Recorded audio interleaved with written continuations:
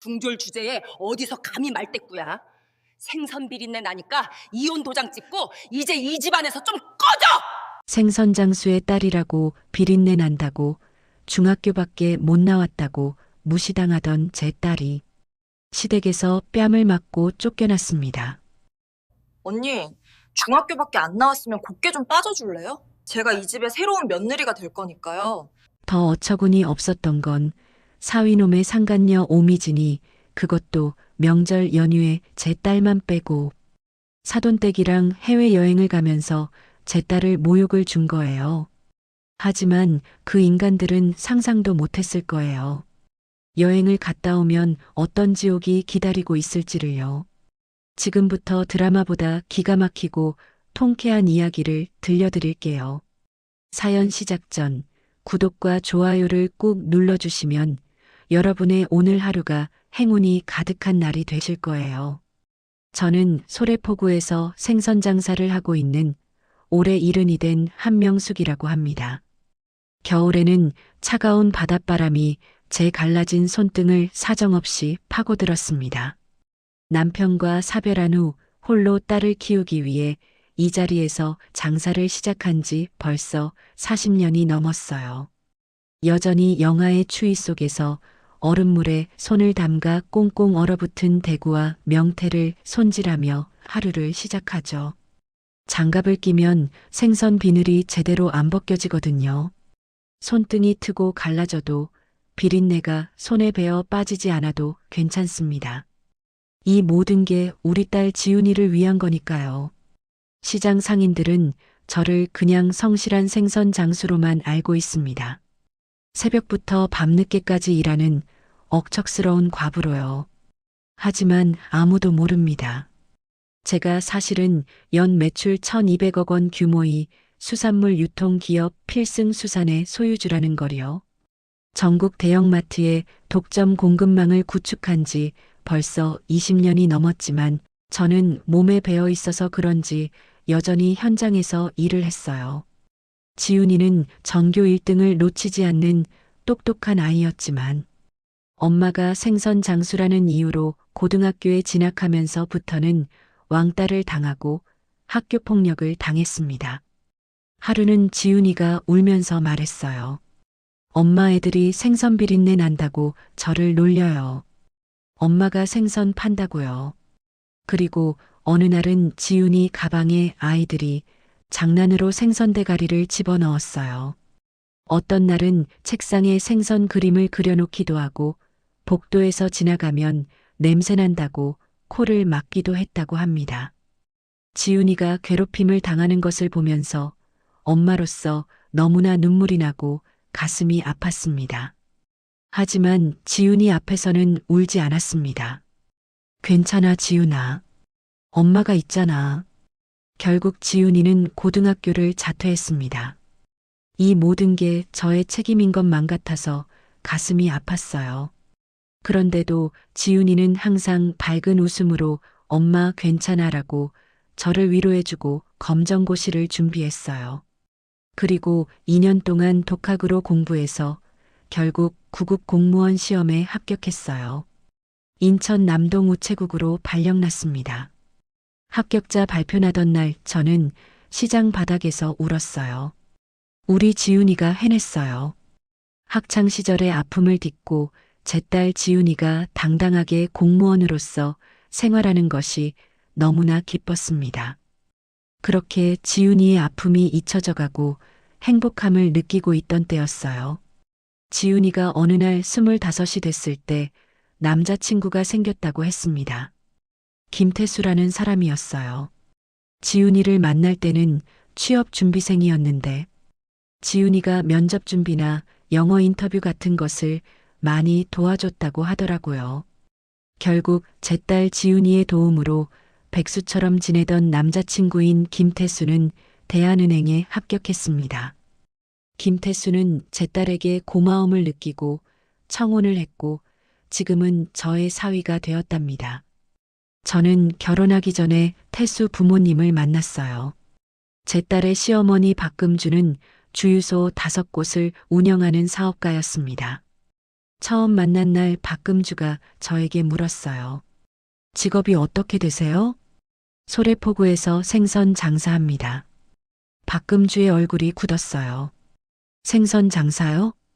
분위기가 싸늘했지만 지훈이가 공무원이라는 걸 알고는 결혼을 허락했습니다. 공무원이면 직업이 나쁘지 않네요. 돈은 몇 푼 못 벌어도 안정적이니까요. 못마땅해하는 표정의 사돈 박금주였지만 저는 딸이 좋아하는 것 같아서 결국 결혼을 허락했습니다. 그렇게 지훈이는 김태수와 결혼했습니다. 올해로 벌써 20년째예요. 하지만 결혼 후 지훈이는 행복하지 않았어요. 사돈 박금주는 지훈이를 식모 취급했습니다. 아침 6시에 일어나 시부모 식사 준비하는 건 기본이었어요. 명절 때는 혼자서 음식을 다 준비했습니다. 친척들 앞에서 박금주는 늘 말했어요. 우리 며느리는 중졸이에요. 검정고시로 겨우 공무원이나 됐다고 무시했습니다. 남편 김태수도 은행 차장으로 승진하고 나서는 지훈이를 무시하기 시작했습니다. 친구들 앞에서 우리 마누라는 중졸이야 라고 농담처럼 말했어요. 저는 지훈이한테 몇 번이나 말했습니다. 지훈아, 힘들면 시댁에서 그만 나와서 엄마랑 살자. 하지만 지훈이는 고개를 저었어요. 엄마, 전 괜찮아요. 20년이나 살았는데요. 뭘 조금만 더 참을게요. 중졸이라고 무시당하는 지훈이는 나이가 들면서 자신감이 많이 떨어졌나 봐요. 나이 들어서 다른 곳에 시집가는 것도 두렵고 그 집안에서 며느리로 남아야겠다는 생각을 했었나 봐요. 그러다가 결국 충격적인 사건이 터진 날이었습니다. 2025년 1월, 설날 연휴가 시작되는 아침이었습니다. 저는 소래포구 근처 작은 아파트에서 혼자 떡국을 끓이고 있었어요. 지훈이는 시댁에 있었습니다. 그때 시댁 거실에서는 놀라운 일이 벌어지고 있었습니다. 현관문이 열리고 화려한 옷차림의 젊은 여자가 들어왔어요. 그 여자는 오미진, 35살, 김태수의 은행 동료이자 상간녀였습니다. 명품 가방을 들고 진한 화장을 한 그녀가 당당하게 소파에 앉았어요. 박금주가 오미진을 환한 얼굴로 맞이했습니다. 남편의 직장 동료가 설날 아침에 왜 우리 집에 온 거죠? 지훈이가 거실로 나왔습니다. 시어머니, 이분은 누구세요? 박금주가 차갑게 대답했어요. 손님이니까 너는 신경 좀 쓰지 마. 김태수가 소파에 앉아 말했습니다. 지훈아, 우리 얘기 좀 하자. 오래전부터 얘기하려고 했는데 우리 그만 이혼하자. 지훈이는 귀를 의심했어요. 뭐라고? 이혼이라고? 김태수가 테이블 위에 이혼 서류를 밀어냈습니다. 이혼 서류야. 너는 도장만 찍으면 돼. 지훈이가 떨리는 목소리로 물었어요. 왜? 내가 뭘 잘못했는데? 20년 동안 이 집에서 열심히 살았잖아. 박금주가 비웃었습니다. 열심히? 중졸 출신이 뭘 안다고 열심히야? 우리 아들한테 너는 짐이야. 미진 씨 같은 분이 우리 며느리감이지. 지훈이는 믿을 수 없다는 표정으로 남편을 봤어요. 태수 씨, 정말이야? 내가 당신 은행 들어가게 하려고 뒷바라지 한 거 벌써 잊었어? 김태수가 냉정하게 말했습니다. 그때는 고마웠지. 네 덕분에 은행에 합격한 건 인정할게. 그런데 이제는 아니야. 난 이제 지긋지긋한 생선 냄새 나는 너랑은 헤어지고 싶어. 나 좀 그만 놓아줄래? 지금은 여기 있는 미진이랑 다시 시작하고 싶어. 이번 연휴에 미진 씨랑 엄마랑 우리 셋이서 유럽으로 해외여행 가기로 했어. 너는 이혼 도장 찍고 이 집에서 좀 나가줬으면 좋겠어. 지훈이가 소리쳤습니다. 장난치냐? 네가 사람이냐? 20년을 여기서 희생하면서 살았는데 나를 이렇게 차버린다고? 그 소리를 하자마자 시어머니 박금주가 벌떡 일어나 지훈이의 뺨을 세게 때렸습니다. 찰싹 소리가 거실에 울렸어요. 지훈이는 비틀거렸습니다. 왼쪽 볼이 빨갛게 부어올랐어요. 중졸 주제에 어디서 감히 목소리를 높여? 우리 집안 망신시키지 말고 조용히 꺼져. 우리 여행 다녀올 동안 고민하지 말고 이혼 서류에 도장이나 찍어놔. 지훈이는 뺨을 감싸고 눈물을 흘렸습니다. 김태수는 옆에 앉아서 아무 말도 하지 않았어요. 여행 가방을 챙긴 남편과 시어머니 그리고 내연녀 오미지는 그렇게 말한 뒤에 현관문 밖으로 나갔습니다. 지훈이는 한참 동안 울다가 지쳐서 이혼 서류에 도장을 찍고 짐을 챙겨서 나와서 저에게 전화를 했어요. 엄마, 저 시댁에서 쫓겨났어요. 남편이 다른 여자랑 산다고 나보고 이혼하자네요. 그리고 시어머니가 제 뺨을 때렸어요. 이 집에서 당장 꺼지라고요. 그래서 저도 도저히 참을 수가 없어서 이혼 서류에 도장 찍고 나왔어요. 저는 온몸이 얼어붙었습니다. 뭐라고? 때렸다고? 내 소중한 딸의 뺨을 그년이 때렸다고? 네. 싸대기 제대로 맞았어요. 20년을 참고 살았는데 한순간에 쫓겨났어요. 엄마, 저 어떡해요? 지훈이의 울음소리가 들렸습니다. 저는 딸의 흐느끼는 목소리를 듣고 눈물이 쏟아졌어요. 지훈아, 지금 어디야? 엄마 집으로 와. 당장 와. 네, 지금 갈게요. 통화를 끊고 저는 주저앉았습니다. 제 딸이 뺨을 맞고 쫓겨났다니요. 저는 거실에 앉아 눈물을 닦았습니다. 40년 동안 숨겨왔던 제 재산을 지훈이에게 꺼낼 때가 됐어요. 이제 더는 참을 수 없습니다. 제 딸에게 고통을 준 인간 같지도 않은 저 사람들한테 매운맛을 제대로 보여줄 거예요. 1시간쯤 지났을까요? 현관 초인종이 울렸습니다. 저는 황급히 문을 열었어요. 지훈이가 울면서 서 있었습니다. 작은 가방 하나 들고요.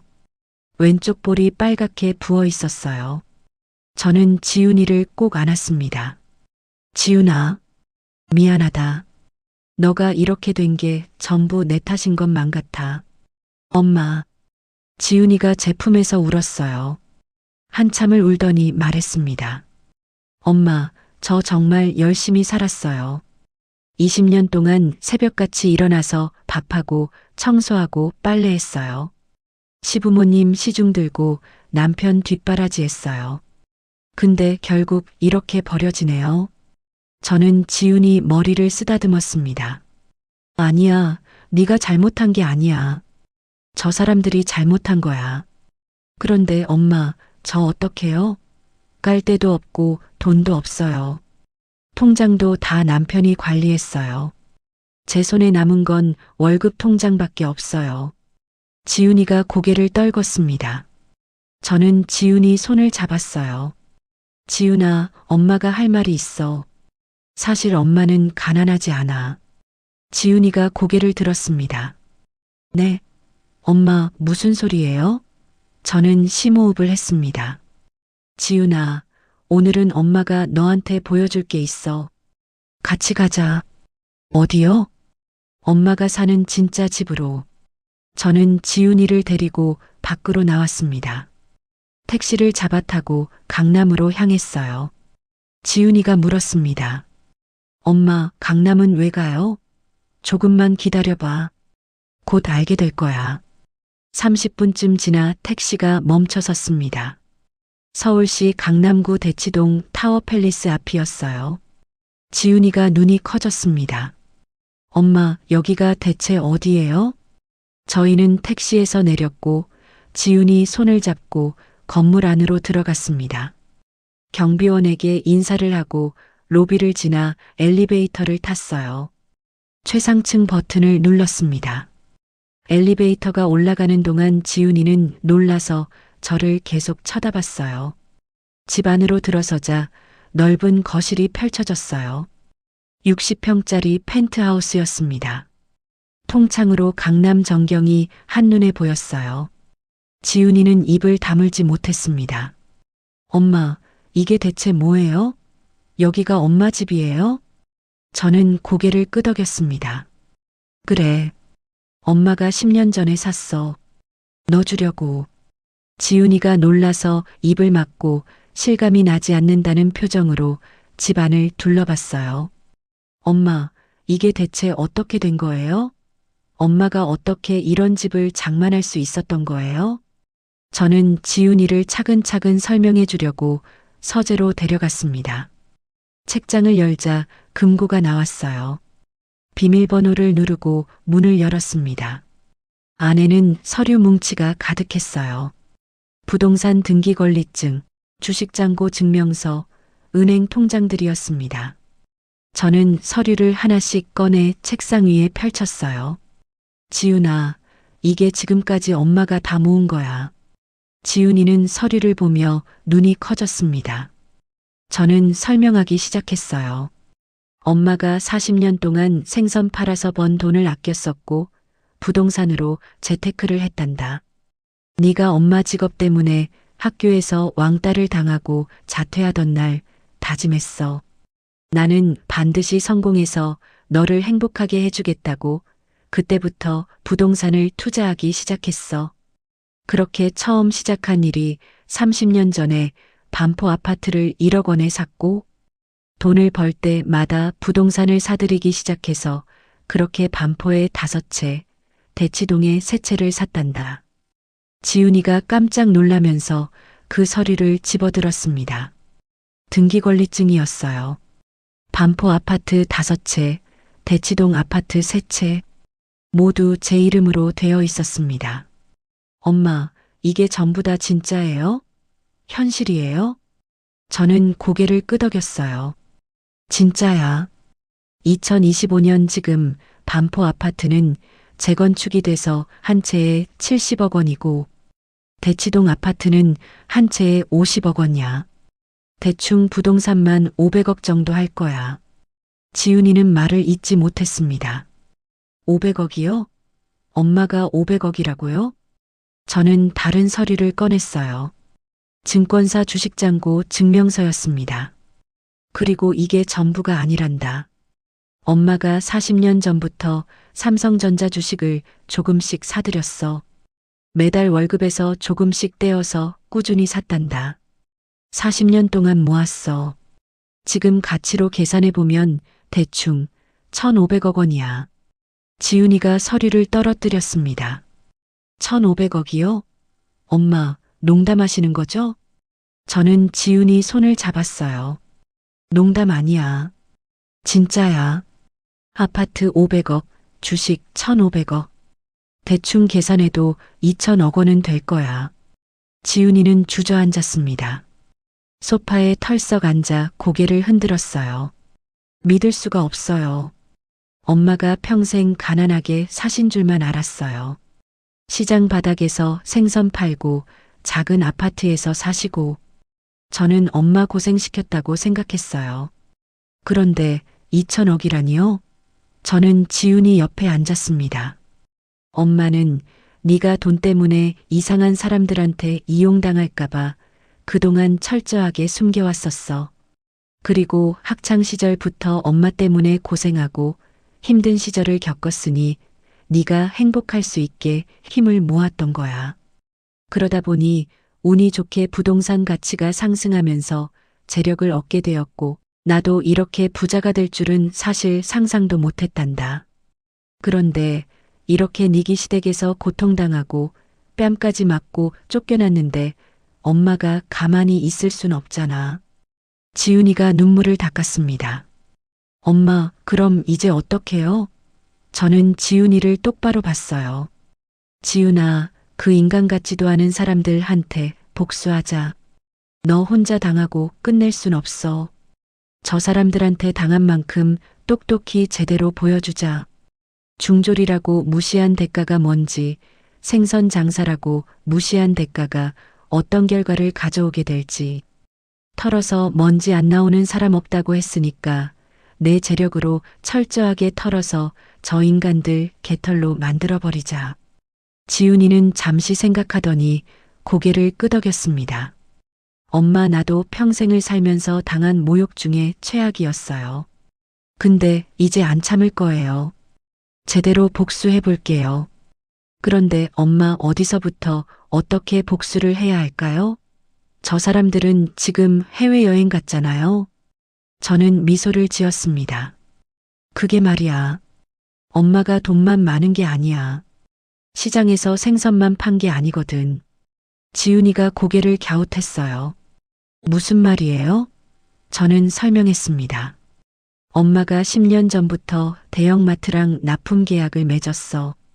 전국 대형마트에 생선을 공급해. 연매출 5천억 원 규모야. 필승수산이라고 들어봤니? 지훈이가 눈이 커졌습니다. 필승수산이요? 그 유명한 수산 유통회사요? 그게 엄마 거예요? 저는 고개를 끄덕였어요. 그래. 엄마가 실소유주야. 그러니까 엄마한테는 돈도 있고 인맥도 있어. 복수할 방법은 얼마든지 있단다. 혹시 주변에 도움을 받을 만한 사람은 없니? 고등학교 때 자퇴할 때 친하게 지내던 민정이라는 친구가 혹시 변호사라고 하지 않았니? 맞아요, 엄마. 유일하게 학창 시절에 제가 왕따를 당하고 힘들어할 때 도움을 주었던 친구가 서울대 법대를 나와서 지금은 변호사를 하고 있어요. 그 친구한테 전화해 볼까요? 그래. 법조인 친구가 있으면 분명 도움이 될 거야. 지훈이는 핸드폰을 두드렸어요. 민정아, 나 지훈이야. 오랜만이지? 혹시 내일 시간 있어? 할 얘기가 있어. 5분 후 답장이 왔습니다. 지훈아, 진짜 오랜만이다. 잘 지내고 있지? 무슨 일이야? 내일 시간 괜찮아. 너 편한 곳으로 갈게. 지훈이한테 여기 대치동으로 오라고 하라고 했어요. 민정이는 지훈이와 약속을 하고 다음날 방문하기로 했답니다. 그날 밤 저와 지훈이는 대치동 펜트하우스에서 함께 잤습니다. 지훈이는 오랜만에 편안한 얼굴로 잠들었어요. 기적 같은 현실이 믿기지 않는다는 표정이었지만 시댁에서 당한 모욕을 어떻게든 복수하고 싶은 표정이었습니다. 저는 지훈이 자는 모습을 보며 생각했습니다. 이제 시작이야. 내 딸 마음 아프게 한 인간들한테 제대로 매운맛을 보여줄 거야. 우리 지훈이가 얼마나 대단한 딸인지, 저 사람들이 얼마나 큰 실수를 했는지 말이죠. 다음 날 오후 2시 초인종이 울렸습니다. 지훈이가 문을 열었어요. 최민정이 서 있었습니다. 45살 깔끔한 정장 차림에 서류 가방을 든 모습이었어요. 지훈아, 민정아. 두 사람이 반갑게 인사했습니다. 변호사 민정이 안으로 들어왔어요. 거실을 둘러보며 감탄했습니다. 지훈아, 여기 진짜 대박이다. 보안도 철저하고 부자들만 사는데 이게 너네 집이야? 지훈이가 고개를 저었어요. 아니야. 우리 엄마 집이야. 민정이 눈이 커졌습니다. 어머님 댁이요? 저는 소파에서 일어났어요. 민정이 맞니? 지훈이가 고등학교 때 늘 얘기하던 친구. 민정이 공손하게 인사했습니다. 어머님, 처음 뵙겠습니다. 지훈이 친구 최민정입니다. 그래, 반갑구나. 어릴 때 잠깐 본 것 같은데 성공했구나. 보기 좋다.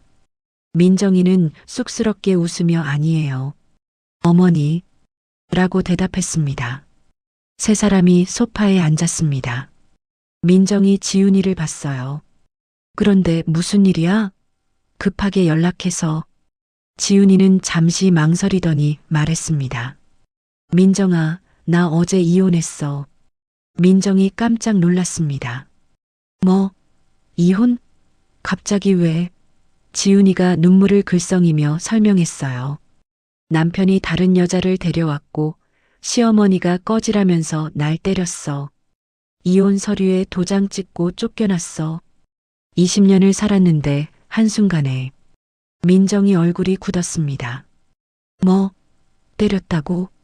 지훈이가 왼쪽 볼을 보여줬어요. 아직 붉은 자국이 남아 있었습니다. 민정이 주먹을 꽉 쥐었어요. 요즘에도 이런 나쁜 인간들이 있구나. 그리고 시어머니랑 남편 그리고 상간녀까지 설연유에 나한테 이혼 서류를 던지고 자기들은 해외여행을 떠났어. 민정이가 얼척이 없다고 답했습니다. 와, 완전 미친 인간들이네. 저는 민정이를 봤습니다. 민정아, 네가 들어도 정말 어이없지 않니? 네가 우리 지훈이를 좀 도와줄 수 있겠니? 민정이 단호하게 말했습니다. 당연하죠, 어머님. 제가 반드시 도와드릴게요. 고등학교 때 지훈이가 자퇴할 때 참 마음이 아팠어요. 제가 도와주고 싶었는데 그때는 제가 힘이 없었거든요. 이번엔 제가 무슨 일이 있어도 수단과 방법을 가리지 않고 끝까지 도와드릴게요. 저는 고개를 끄덕였어요. 고마워, 민정아. 그런데 도와주려면 먼저 알아야 할 게 있어. 민정이가 물었습니다. 뭔데요? 저는 서재로 가서 서류 뭉치를 가져왔습니다. 테이블 위에 펼쳤어요. 이게 뭐예요? 민정이가 물었습니다. 저는 설명했습니다. 부동산 등기권리증, 주식잔고 증명서. 이게 내가 준비할 수 있는 재산이야. 2천억 원이야. 민정이는 서류를 보며 입을 다물지 못했습니다. 2천억이요? 어머님이요? 저는 고개를 끄덕였어요. 어머님 대단하시네요. 생선시장에서 장사해서 완전히 자수성가하셨네요. 그래. 그리고 민정아 운이 좀 좋은 편이었지. 이 돈이라는 힘으로 우리 지훈이가 복수할 수 있는데 쓰고 싶어. 민정이 서류를 꼼꼼히 살펴봤습니다. 그리고 고개를 끄덕였어요. 어머님 충분합니다. 이 정도 자산이면 법적으로 할 수 있는 게 정말 많아요. 지훈이가 대답했습니다. 남편 김태수, 시어머니 박금주, 내연녀 오미진. 셋 다 지금 해외여행 가서 신나게 놀고 있을 텐데 여행 갔다 오면 지옥으로 변한 세상을 보여주고 싶어. 그래, 지금부터 빠르게 준비해보자. 민정이 눈빛이 차갑게 변했습니다. 좋아. 일단 남편 김태수부터 조사해볼게. 은행원이라고 했지? 응, 대한은행 차장이야. 민정이 노트북을 꺼냈어요. 제 로펌에 금융 전문 수사관들이 있어요. 합법적으로 조사할 수 있어요. 혹시 남편이 그동안 수상한 행동한 거 없어? 지훈이가 생각하더니 말했습니다. 최근에 통장 관리를 더 철저하게 했어. 내 월급 통장까지 다 가져갔어요. 그리고 집에 자주 안 들어왔어. 늦게 들어오면 술 냄새가 났고. 민정이 고개를 끄덕였습니다. 알겠어. 일단 금융거래 내역부터 추적해 볼게. 은행원이 이상한 거래했으면 반드시 흔적이 남아있을 거야. 그리고 시어머니는 주유소 운영한다고 했지? 지훈이가 대답했어요. 응, 주유소 5곳이야. 민정이 메모했습니다. 주유소 5곳. 이것도 조사해 볼게. 사업자는 세금 문제나 불법 운영 같은 게 있을 수 있거든. 그런데 시댁이 진짜 부자인 것 같네. 주유소를 5개씩이나 운영하고 있다니. 지훈이가 대답했어요. 그래서 생선 파는 엄마가 있는 우리 집이 가난한 줄 알고 나를 쫓아낸 거야. 저는 민정이를 봤습니다. 민정아, 얼마나 걸릴 것 같아? 민정이 말했습니다. 일주일이면 기본 조사는 끝날 거야. 그 사람들 해외여행 언제까지 가 있어? 지훈이가 대답했어요. 2주라고 들었어. 프랑스 파리로 간다고 했어. 민정이 웃었습니다. 완벽하네. 2주 동안 실컷 놀게 내버려둬. 그 사이에 우리가 다 준비해서 여행에서 돌아오는 순간 지옥이 기다리고 있게 해주자. 저는 민정이한테 물었습니다. 민정아, 비용은 얼마나 들어? 민정이 고개를 저었어요. 어머님, 비용은 생각 안 하셔도 돼요. 지훈이는 제 학창시절 친구예요. 제가 무료로 도와드릴게요. 저는 고개를 저었습니다. 아니야, 민정아. 일은 일이야. 제대로 돈 받고 제대로 일해줘. 엄마가 2천억 있다고 했잖아. 변호사비 정도는 충분히 낼 수 있어. 민정이 잠시 생각하더니 말했습니다. 알겠습니다, 어머님. 그럼 정식으로 의뢰받겠습니다. 저희 로펌에서 전문가들하고 상의해서 최선을 다하겠습니다. 민정이 서류 가방에서 계약서를 꺼냈어요. 그럼 여기 사인해 주세요. 지훈이가 계약서에 사인했습니다. 민정이 계약서를 받아 가방에 넣었어요. 좋아요.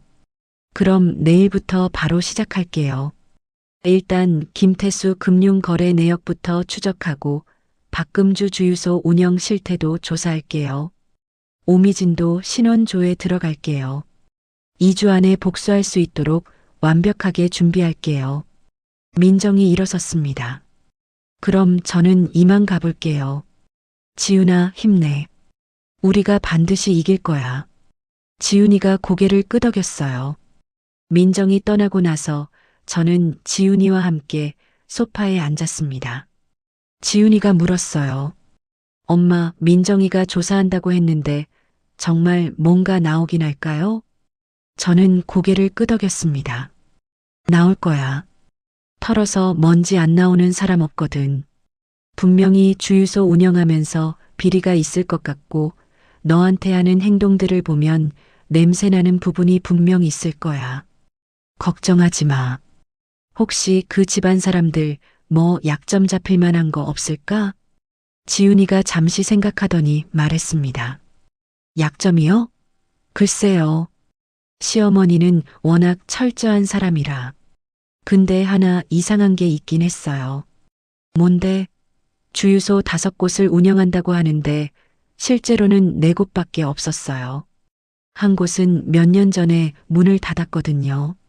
근데 시어머니는 여전히 5곳 운영한다고 사람들한테 말해요. 저는 눈이 빛났습니다. 그거 중요한 정보야. 민정이한테 알려줘야겠다. 지훈이가 핸드폰을 꺼냈어요. 민정이한테 문자를 보냈습니다.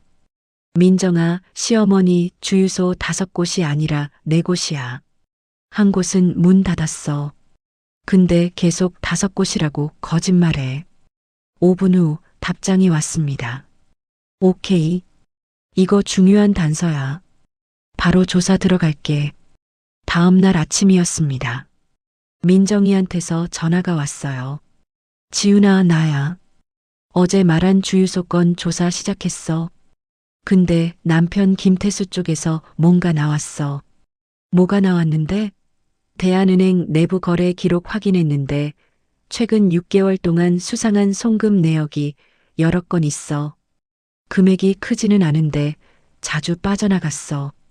개인 계좌로. 지훈이가 놀랐습니다. 개인 계좌? 누구 거야? 아직 확인 중이야. 근데 10중 8구 오미진 계좌일 거야. 은행원이 고객 돈을 빼돌렸다면 횡령이야. 이건 형사사건이야. 지훈이가 전화를 끊고 저한테 말했습니다. 엄마, 남편이 은행 돈을 빼돌렸대요. 오미진한테 준 것 같대요. 저는 고개를 끄덕였습니다. 역시 그렇군. 저런 인간들이 깨끗할 리 없었어. 그런데 엄마, 이게 증거가 될까요? 민정이가 확인하고 있대. 조금만 기다려보자. 그날 오후 민정이가 펜트하우스로 왔습니다. 노트북을 들고 왔어요. 세 사람이 소파에 앉았습니다. 민정이 노트북을 열었어요.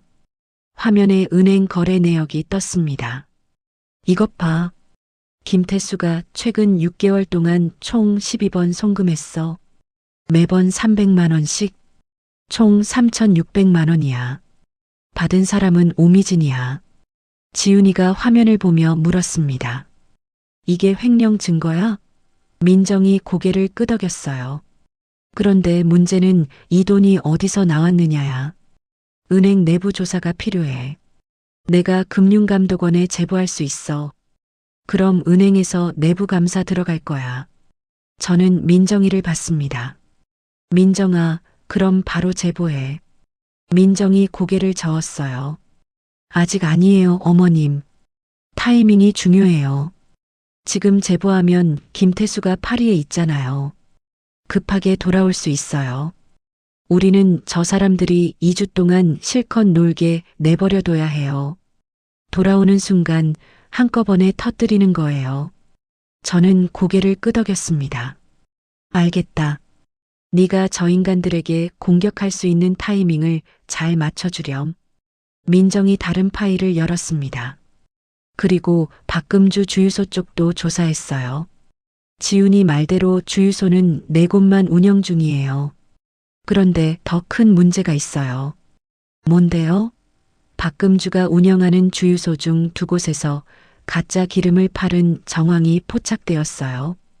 유사석유를 제조해서 불법으로 판매한 것 같은데 이게 몇 년 전부터 계속됐어요.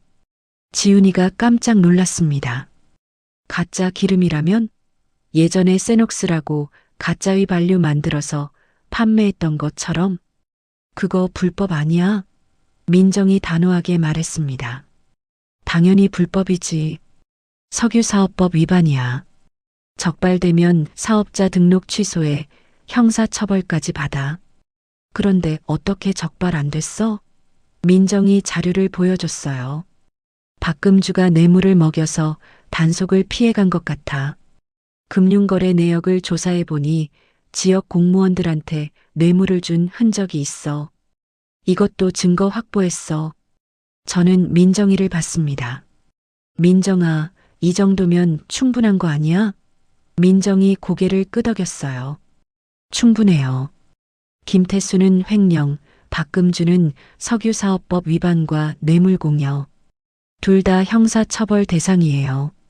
그러면 그 여우 같은 내연녀 오미지는? 오미지는 아직 조사 중이에요. 근데 김태수한테 돈을 입금받은 것만으로도 횡령 공범이 될 수 있어요. 지훈이가 물었습니다. 민정아, 그럼 이제 어떻게 해? 민정이 노트북을 닫았어요. 일단 더 확실한 증거를 모아야 해. 저 사람들 돌아오는 날짜가 언제야? 1월 29일이요. 2주 후야. 민정이 계산했습니다.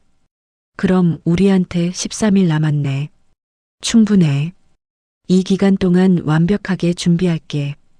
김태수 은행 거래 내역 전부 확보하고 박금주 주유소 불법 운영 증거 더 모으고 오미진 신원 조회 마무리할게. 그리고 1월 29일 저 사람들이 공항에 도착하는 순간 지옥을 맛보게 해주자고. 지훈아, 이건 시작일 뿐이야. 우리는 저 사람들을 법적으로 완전히 무너뜨릴 거야.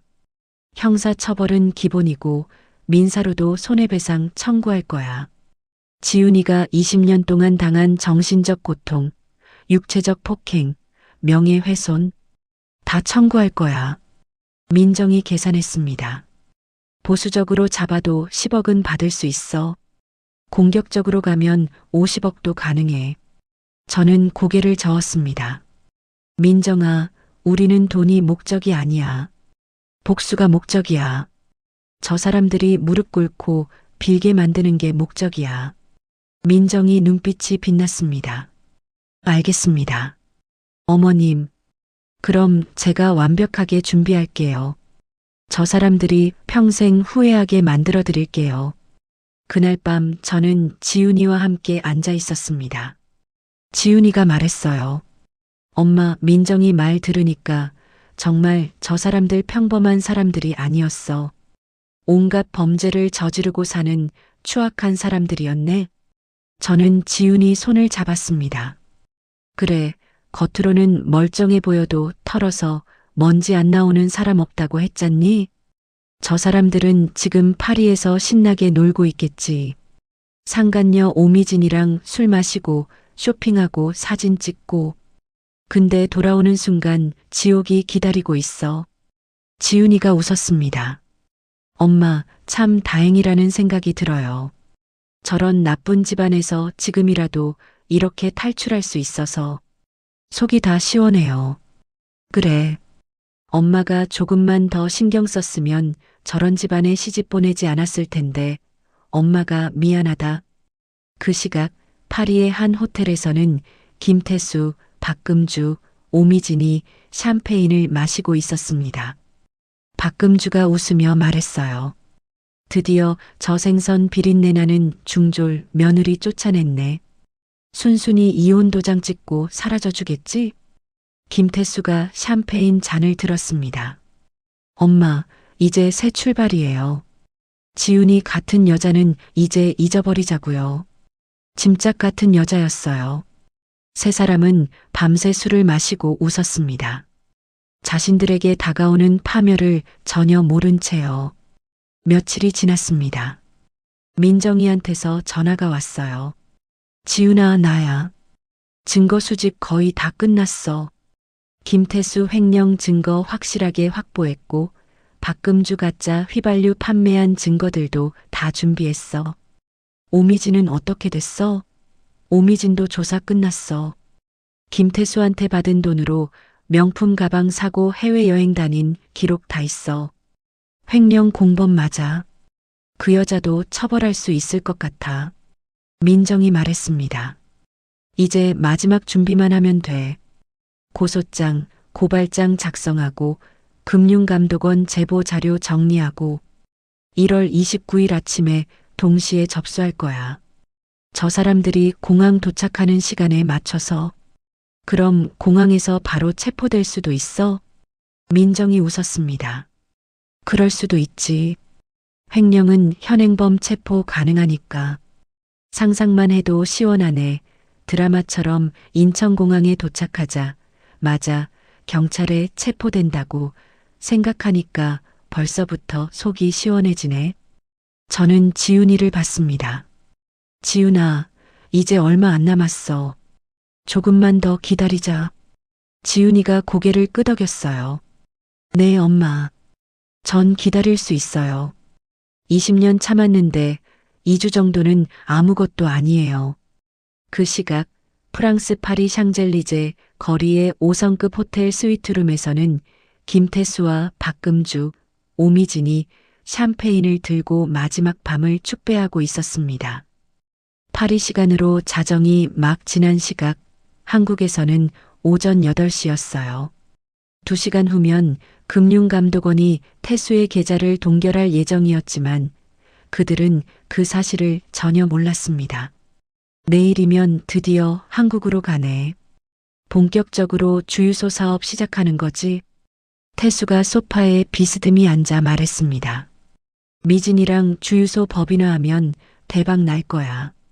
금주가 환하게 웃었어요. 그래. 생선 비린내 나는 중졸 며느리녀는 쫓아냈으니 이제 속이 다 시원하네. 재벌 며느리 얻으니까 우리 집안 완전 달라지는 거야. 미진은 거울을 보며 새로 산 명품 가방을 쓰다듬었습니다. 시어머님, 제가 아버지한테 소개시켜 드릴게요. 주유소 사업 크게 키우실 수 있을 거예요. 박금주는 상간녀 오미진이 재벌 며느리로 알고 있었던 거예요. 진실이 무엇인지는 곧 알게 되겠지요. 새벽 3시가 됐습니다. 한국에서는 오전 11시 금융감독원이 계좌 동결 명령을 집행한 바로 그 순간이었어요. 세 사람은 호텔 근처 심야 카지노로 향했습니다. 마지막 밤을 카지노에서 도박이나 하면서 화려하게 보내고 싶었던 거죠. 태수가 카지노에서 현금을 찾아서 칩을 바꾸려고 하는데 그 순간 카드가 지급 정지되었다는 신호가 떴습니다. 담당 직원이 말했어요. 고객님 죄송합니다. 다시 시도해 보시겠습니까? 직원이 공손하게 물었습니다. 태수는 당황하지 않았어요. 다시 해봐요. 직원이 2번, 3번 시도했지만 결과는 같았습니다. 결제가 거부되었습니다. 태수 얼굴이 붉어졌어요. 혹시 다른 카드 있으세요? 태수는 지갑에서 카드 3장을 꺼내 전부 내밀었습니다. 직원이 하나씩 시도했지만 전부 거부됐어요. 이게 왜 이러지? 어제까지 멀쩡했는데? 태수가 목소리를 높였습니다. 금주가 다가와 자기 카드를 내밀었어요. 태수야, 내 카드로 해봐. 금주의 카드도 정지가 되어서 사용이 되지 않았습니다. 태수는 핸드폰을 바닥에 내던질 뻔했습니다. 금주가 소리쳤어요. 이게 무슨 일이야? 내 카드까지 막혔다고? 미지는 창백한 얼굴로 자기 카드를 내려다보고 있었어요. 세 사람은 황급히 호텔로 돌아왔습니다. 객실에 들어가자마자 태수는 노트북을 켰어요.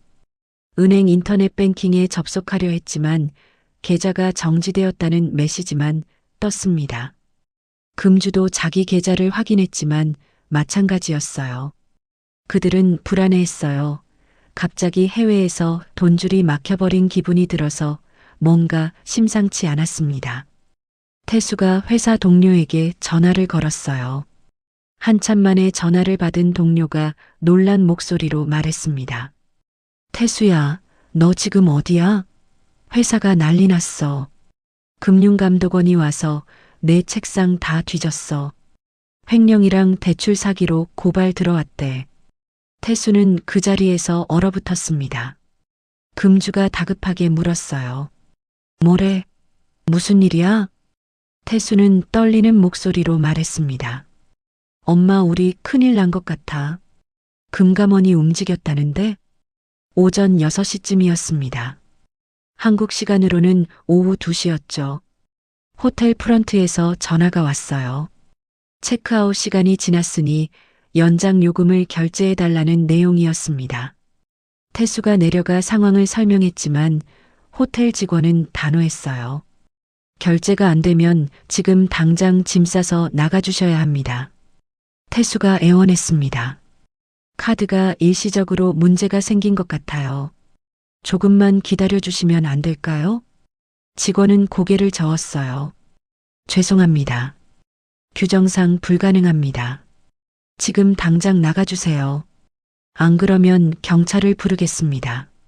30분 후 프랑스 경찰 2명이 호텔에 도착했습니다. 호텔 측이 숙박시설 이용료 미결제 건으로 신고한 거였어요. 경찰이 세 사람의 여권을 확인했습니다. 한 명이 무전기로 뭔가 확인하더니 동료 경찰과 눈빛을 교환했어요. 김태수, 박금주, 오미진 맞습니까? 경찰이 물었습니다. 네, 그런데요. 태수가 대답했어요. 경찰이 단호하게 말했습니다. 한국 정부로부터 범죄인 인도 요청이 들어왔습니다. 사기, 횡령, 뇌물 공여 혐의입니다.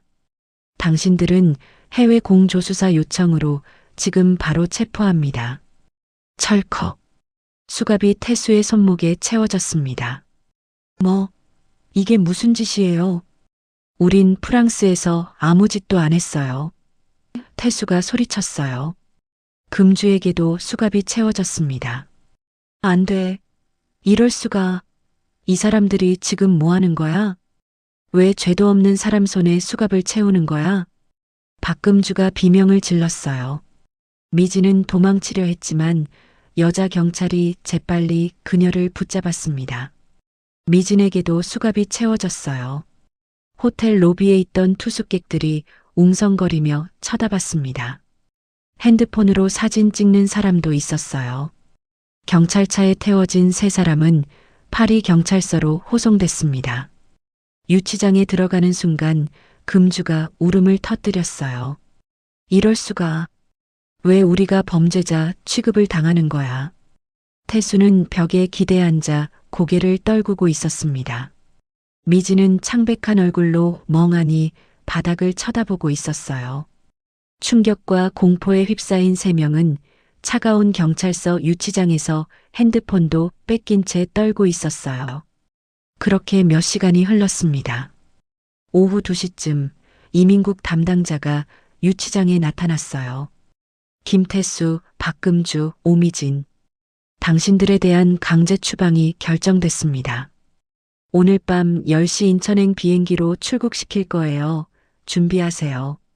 저녁 8시가 됐습니다. 경찰차 2대가 유치장 앞에 섰어요. 타십시오. 경찰이 세 사람을 차에 태웠습니다. 수갑은 채워진 채였어요. 경찰차가 파리 거리를 달렸습니다. 창밖으로 에펠탑이 보였어요. 어제까지만 해도 그 앞에서 샴페인을 마시며 사진을 찍었던 곳이었습니다. 사돈 박금주는 공포에 떨며 눈물을 글썽였어요. 그렇게 평온하게 여행을 즐기던 사람들이 하루아침에 범죄자가 되어 해외에서 추방당하게 되었습니다. 프랑스 샤를 드골 공항에 도착했습니다. 경찰이 세 사람을 공항 측문으로 안내했어요. 일반 승객들이 다니는 입구가 아니었습니다. 범죄자 추방 전용 통로였어요. 이민국 직원 2명이 동행했습니다. 보안 검색대를 통과할 때도 수갑을 풀어주지 않았어요. 지나가는 공항 직원들이 쳐다봤습니다. 태수는 고개를 숙였어요. 탑승 게이트에 도착했습니다. 다른 승객들이 모두 탑승한 후였어요. 이제 타십시오. 이민국 직원이 말했습니다. 비행기 문 앞에서야 수갑이 풀렸어요. 승무원들이 묘한 눈빛으로 쳐다봤습니다. 세 사람은 맨 뒷자리에 배정됐어요. 비행기가 이륙했습니다. 11시간 30분의 긴 비행이 시작됐어요. 기내식이 나왔지만 세 사람은 거의 먹지 않았습니다. 자신들에게 무슨 일이 닥친지도 모르고 변호사를 찾고 있었을 거예요. 불이 꺼지고 대부분의 승객이 잠들었어요. 하지만 세 사람은 잠이 오지 않았습니다. 태수는 창밖을 보며 생각했어요. 한국에 도착하면 어떻게 되는 걸까? 공항에서 바로 체포되는 걸까? 감옥에 가는 걸까? 박금주는 눈을 감고 있었지만 잠들지 못했습니다. 주유소 5곳이 전부 영업 정지됐다는 게 믿기지 않았어요. 10년 동안 일궈온 사업이 하루아침에 무너진 겁니다. 비행기를 타고 한참이 지나고 나서 태수가 미진에게 물었어요. 너 진짜 재벌 딸 아니었지? 미진이 비웃었습니다. 당연하지. 너도 알면서 속은 거잖아. 내가 부자라고 하니까 돈 냄새 나니까 접근한 거 아니었어? 태수가 얼척이 없다는 표정을 지으면서 화를 냈어요. 태수가 주먹을 쥐었습니다. 네가 없었으면 이렇게 안 됐어. 미진이 코웃음 쳤어요. 핑계 대지 마. 네가 욕심내서 불법 대출로 사기친 거잖아. 나는 그냥 거기에 얹혀탄 거고. 태수가 소리쳤습니다. 너 때문에 내 인생 망쳤어. 승무원이 다가왔어요. 손님, 다른 승객들 불편해하시니까 조용히 좀 해주시고 자리로 돌아가 주세요. 두 사람은 서로를 노려보며 자리로 돌아갔습니다. 기장의 안내 방송이 나왔어요. 승객 여러분, 곧 인천공항에 도착합니다. 현지 시각은 오전 10시 30분입니다. 날씨는 맑음, 기온은 영하 2도입니다. 박금주는 지은죄가 있었기 때문에 불안에 떨었습니다. 태수는 눈을 감았어요. 미진은 손톱을 물어뜯었습니다. 비행기가 하강하기 시작했습니다. 창밖으로 인천 앞바다가 보였어요. 저 아래 어딘가에서 누군가 저들을 기다리고 있을 겁니다. 수사관들, 기자들, 그리고 아마도 지훈이도요. 태수는 생각했습니다. 하필이면 자신들이 여행 간 동안 이런 일이 생긴 것과 여행 가기 전 이혼 서류를 던진 것 때문인지 지훈이가 이 모든 걸 꾸민 걸까라고 생각했지만 설마 그럴 리 없어. 중졸의 가난한 생선 파는 집 딸내미가 뭘 할 수 있겠어? 라고 되뇌었지만 불안한 생각만 맴돌기 시작했습니다. 그렇게 어느덧 비행기 바퀴가 인천공항 활주로에 닿았습니다. 덜컹거리는 소리와 함께 속도가 줄어들었어요. 승객들이 안전벨트를 풀고 짐을 꺼내기 시작했습니다. 하지만 세 사람은 움직이지 못했어요. 일어설 힘이 없었습니다. 승무원이 다가와 말했어요. 손님들 도착했습니다. 세 사람은 비틀거리며 일어났습니다. 통로를 걸어 비행기 문으로 향했어요. 문이 열리는 순간 차가운 한국의 공기가 얼굴을 때렸습니다. 2주 만에 돌아온 조국이었지만 그 어느 때보다 낯설고 두려웠습니다. 저는 거실에서 창밖을 바라보고 있었어요. 잠을 설쳤습니다. 오늘 드디어 저 인간들이 한국에 도착하는 날이었으니까요. 지훈이 방문이 열리더니 지훈이가 나왔습니다. 엄마, 아직 안 주무셨어요? 저는 고개를 끄덕였어요. 지훈이는 거울 앞에서 옷을 입고 머리를 단정하게 올렸습니다. 화장도 고쳤어요. 20년 동안 시댁에서 고개 숙이고 살던 모습은 어디에도 없었습니다. 지훈이가 거울을 보며 중얼거렸어요. 오늘은 진짜 강지훈으로 서는 거예요. 저는 지훈이를 보며 가슴이 뭉클했습니다. 지훈아, 네가 자랑스럽다. 우리는 고급 승용차를 불러 인천공항으로 향했습니다. 차 안에서 민정이한테 전화가 왔어요. 지훈아, 어머님, 어디쯤 오세요? 저는 2층 카페에 자리 잡았어요. 입국장이 한눈에 보이는 곳이에요. 지훈이가 대답했습니다. 지금 공항 진입하는 중이야. 10분 후면 도착해. 민정이가 말했어요. 저들 비행기 착륙했대. 입국 수속 중이야. 30분 후면 입국장으로 나올 거야. 저는 지훈이와 공항에 도착했습니다. 저와 지훈이는 입국장 2층 카페로 올라갔어요. 민정이가 손을 흔들며 우리를 불렀습니다. 여기요. 창가 자리였어요. 1층 입국장이 한눈에 내려다 보였습니다. 이미 기자들이 카메라를 들고 대기하고 있었어요. 수사관들도 여러 명 보였습니다. 와, 사람들 진짜 많이 모였네. 지훈이가 중얼거렸어요. 민정이가 말했습니다. 응, 이미 언론에 다 알려졌어. 김태수는 은행에서 250억 대출 사기에 주유소 가짜 휘발유까지 완전히 쓰레기 집안으로 이미 소문이 다 퍼졌어. 관심이 엄청나. 저기 봐, 생중계 카메라도 있어. 정말로 방송국 카메라가 입국장을 향하고 있었습니다. 저는 가슴이 두근거렸어요. 지훈이는 입국장 문을 뚫어지게 쳐다보고 있었어요. 손을 꼭 쥐고 있었습니다. 10시 30분쯤이었습니다. 입국장 문이 열리기 시작했어요. 여행객들이 하나둘 나오기 시작했습니다. 기자들이 카메라를 들어 올렸어요. 그리고 드디어 보였습니다. 김태수가 큰 캐리어도 없이 손가방만 들고 나왔어요. 얼굴이 초췌했습니다. 2주 전 출국할 때의 거만한 모습은 어디에도 없었어요. 그 뒤로 박금주가 나왔습니다. 평소에 화려한 옷차림 대신 구겨진 옷을 입고 있었어요. 그리고 오미진이 제일 뒤에 나왔습니다. 입국장 문을 나서자마자 경찰 수사관 4명이 그들을 에워쌌습니다. 저는 2층에서 그 광경을 내려다봤어요. 김태수 씨 맞으시죠? 사기 및 업무상 횡령 혐의로 긴급 체포합니다. 수사관이 영장을 보여줬어요. 태수 얼굴이 하얗게 질렸습니다. 이게 뭐예요? 증거 있어요? 하지만 수사관은 단호했습니다. 철컥. 수갑이 태수의 손목에 채워졌어요. 카메라 플래시가 터졌습니다. 기자가 질문했어요. 김태수 씨 은행 직원으로 불법 대출 250억을 과감하게 집행하셨던 이유가 뭡니까? 걸리지 않을 거라고 생각하신 거예요?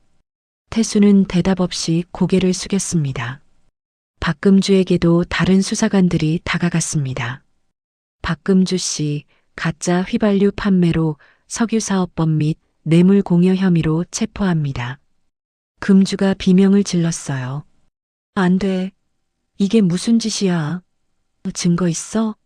아무 죄 없는 사람을 왜 범죄자 취급하는 거야? 우리 변호사 어딨어? 라고 외쳤지만 수사관들은 금주에게도 수갑을 채웠습니다. 오미진은 도망치려 했어요. 뒤로 몇 걸음 물러섰습니다. 하지만 여자 수사관이 재빠르게 그녀를 붙잡았어요. 오미진 씨 사기방조 및 공문서 위조 혐의로 체포합니다. 미진에게도 수갑이 채워졌습니다. 제 딸에게 상처를 주고 팔자 좋게 해외여행을 간 인간들이 제 눈앞에서 파멸하는 모습을 직접 보니 저는 눈물이 났어요. 40년 동안 소래포구에서 비린 생선 냄새 맡으며 일한 세월이 주마등처럼 스쳐 지나갔습니다. 지훈이도 가슴이 뭉클한 것 같았어요. 무너지는 저 인간들을 보면서 제 손을 꼭 잡았어요. 엄마, 체포되는 저 인간들에게 한마디 해야겠어요. 지금요. 딸과 함께 우리는 엘리베이터를 타고 1층으로 내려갔습니다. 입국장은 완전히 아수라장이었어요. 기자들이 질문을 쏟아내고 있었고 수갑찬 세 사람은 수사관들에게 둘러싸여 있었습니다. 지훈이가 그들 쪽으로 걸어갔습니다. 명품 정장을 입고 당당한 걸음걸이로요.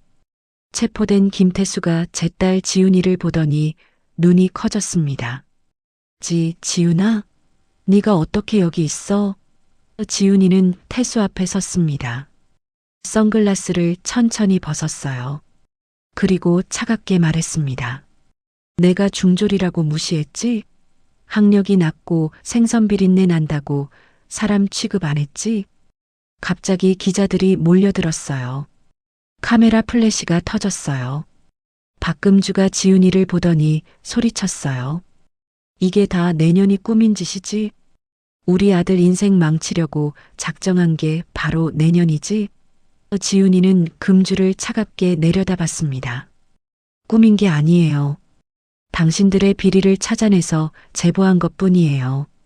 시어머니가 생선 비린내 난다고 쫓아내고 상간녀랑 아들하고 여행 가면서 제 뺨을 때린 그날부터요.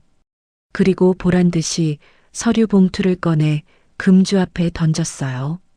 조사해보니 가짜 휘발유를 팔아서 돈을 벌고 그 돈을 뇌물로 주고 아주 인간 쓰레기 같은 짓을 하셨던데요. 감옥에서 반성하고 사세요. 이제는 따뜻한 물로 목욕도 못할 거예요. 금주 얼굴이 하얗게 질렸습니다. 그런데 갑자기 상간녀 오미진은 이 상황에서 지훈이를 보더니 비웃었어요. 대형 로펌에 우리 변호사 선임하면 증거 불충분으로 우린 금방 나올 텐데요. 감당할 수 있겠어? 지훈이가 차갑게 웃었습니다. 오미진 씨 과연 그럴 수 있을까요? 당신 계좌도 전부 동결됐는데 그리고 3년 전 혼인 빙자 당신 사기 전과도 다 확보해놨는데 이번엔 집행유예 안 나올 거예요. 오미진 씨. 갑자기 당황한 듯 미진 얼굴에서 혈색이 사라졌습니다. 당황하고 망연자실한 표정의 태수와 사돈, 그리고 상간녀 오미진은 호송차로 수사관들에게 끌려가고 있었습니다. 기자들이 우리 쪽으로 몰려왔습니다. 강지훈 씨, 인터뷰 좀 부탁드립니다. 20년 동안 어떻게 저런 집안에서 버티셨습니까? 민정이가 재빨리 우리 앞을 막아섰어요. 죄송합니다. 피해자는 현재 인터뷰를 사양합니다. 법정에서 모든 진술을 하실 예정입니다. 민정이가 우리를 이끌고 공항 밖으로 나왔습니다. 차에 타자마자 지훈이가 울음을 터뜨렸어요. 엄마, 끝났어요. 정말 끝났어요. 저는 지훈이를 꼭 안았습니다. 그래, 지훈아. 저 인간들이 공항에서 체포되는 모습을 보니까 너무 시원하구나. 공포에 젖은 눈을 보니까 아주 사이다 먹은 것처럼 통쾌하구나. 엄마, 그동안 당한 모욕들이 이제 좀 씻겨나가는 기분이에요. 고마워요, 엄마. 차 안에서 민정이가 말했습니다. 지훈아, 방금 그 장면 전부 생중계됐어. 포털 실시간 검색어 1위 올라갔어. 민정이가 핸드폰을 보여줬어요. 중졸 며느리 무시한 시댁, 2천억 자산가에게 복수당해 20년 동안 모질게 당한 며느리의 통쾌한 복수라는 기사 제목들이 쏟아지고 있었습니다. 온갖 갑질과 불법적인 방법으로 재산을 모은 시어머니의 비리와 남편의 불법적인 것들을 버림받은 며느리가 찾아내어 한 번에 몰락했다는 기사는 많은 사람들에게 알려지기 시작했습니다. 유튜브 같은 SNS에서도 댓글들도 달리기 시작했어요. 사회학들 잘 잡았다. 20년 참은 거 대단하다. 학력 차별은 정말 나쁜 거다. 집으로 돌아온 지훈이는 민정이에게 전화를 받았습니다. 검찰이 구속영장 신청했대. 내일 영장실질심사 열려. 저들 구속 거의 확실해. 지훈이가 물었습니다. 그럼 감옥에 가는 거야? 민정이가 대답했어요. 구속되면 구치소에 수감돼. 재판 끝날 때까지 거기 있는 거야. 빨라도 6개월은 걸릴 거야. 저는 그 소리를 듣고 가슴이 뻥 뚫리는 느낌이었습니다. 저와 지훈이는 펜트하우스로 돌아왔어요. 뉴스 시간이었습니다. TV를 켰어요. 메인 뉴스로 가짜 휘발유 제조해서 팔아온 여자와 은행 불법 대출로 체포된 그의 아들 소식이 나왔습니다. 250억 원대 대출 사기 사건의 주범 김태수와 공범 박금주, 오미진이 오늘 인천공항에서 긴급 체포됐습니다. 화면에는 수갑찬 세 사람의 모습이 나왔어요. 리포터가 계속 말했습니다. 피해자인 강지훈 씨는 20년간 시댁에서 중졸이라는 학력을 이유로 지속적인 멸시를 받아온 것으로 알려졌습니다. 하지만 그의 모친이 2천억 원대 자산가로 밝혀지면서 반전이 일어났습니다. 남편과 시어머니의 불법과 비리를 고발하여 체포하게 해준 피해자 강 씨는 오늘 공항에서 가해자들 앞에 당당히 서며 통쾌한 복수를 완성했습니다. 다음 날 아침이었습니다. 영장실질심사가 오전 10시에 열릴 예정이었어요. 저와 지훈이는 민정의 변호사 사무실에 모여 있었습니다. 오전 11시쯤 민정이 핸드폰이 울렸어요. 응, 그래. 알겠어. 민정이가 전화를 끊고 웃었습니다.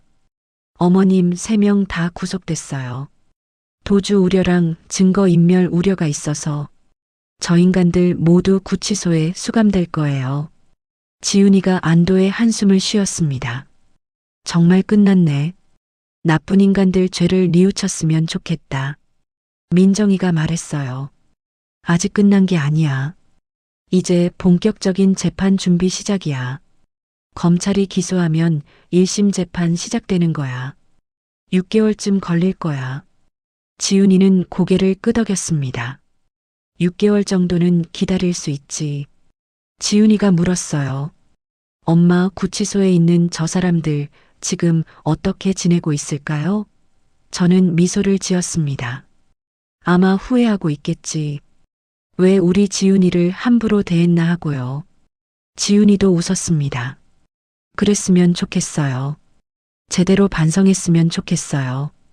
우리는 한참을 그렇게 앉아 있었습니다.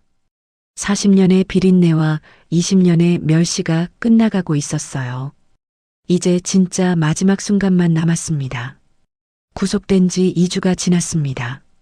서울구치소 여자동 3층, 박금주는 독방 침대에 누워 천장을 바라보고 있었어요. 회색 콘크리트 천장이었습니다. 차갑고 낯설었어요. 10년 동안 주유소 5곳을 운영하며 명품 옷을 입고 고급 레스토랑을 다니던 삶이 한순간에 무너졌습니다. 아침 6시 기상 나팔이 울렸습니다. 교도관이 문을 두드렸어요. 생전 처음 겪는 구치소 생활이 적응이 안 되었던 거예요. 금주는 비틀거리며 일어났습니다. 화장기 없는 얼굴은 초췌했습니다. 평소 입던 명품 옷 대신 회색 수의를 입고 있었어요. 거울 속 자신이 너무 낯설었습니다. 식당으로 이동했습니다. 알루미늄 식판에 밥과 김치, 된장찌개가 담겨 나왔어요. 말로만 듣던 감방에서 먹는 콩보리밥일 줄 알았는데 그래도 쌀밥이었어요. 박금주는 숟가락을 들었지만 먹을 수가 없었습니다. 목구멍으로 넘어가지 않았어요. 옆자리 수감자가 말했습니다. 언니 안 먹어요? 지금 안 먹으면 배고플 텐데. 금주는 눈물을 글썽였습니다. 맛있는 밥 한 끼도 못 먹고 주는 대로 먹어야 되는 현실을 인정하기 힘들었던 거예요. 동료 수감자가 말했어요. 언니 가짜 휘발유 팔다가 걸려고 감방에 온 거야? 대단하네. 금주는 비통한 표정으로 대답하지 않았습니다. 그 시각 남자동 5층 독방에서 김태수는 벽에 머리를 기대고 앉아 있었습니다. 손목에는 수갑 자국이 남아 있었어요. 대한은행 차장이었던 그가 이제는 죄수번호로 불렸습니다. 3275번. 교도관이 문을 열었어요. 3275번, 운동 시간이야. 나와. 태수는 비틀거리며 일어났습니다. 복도를 걸어 운동장으로 나왔어요. 운동장에는 다른 수감자들이 농구를 하고 있었습니다. 한 수감자가 태수를 알아봤어요. 야, 너 뉴스 나온 그 은행원이지? 간댕이가 부었지? 250억 빼돌린 거 맞아? 태수는 고개를 숙였습니다. 다른 수감자가 비웃었어요. 은행원이 횡령이라니. 완전 바보 같은 놈이네. 어떻게 걸렸어? 태수는 대답하지 않고 구석으로 걸어갔습니다. 벽에 기대 주저앉았어요.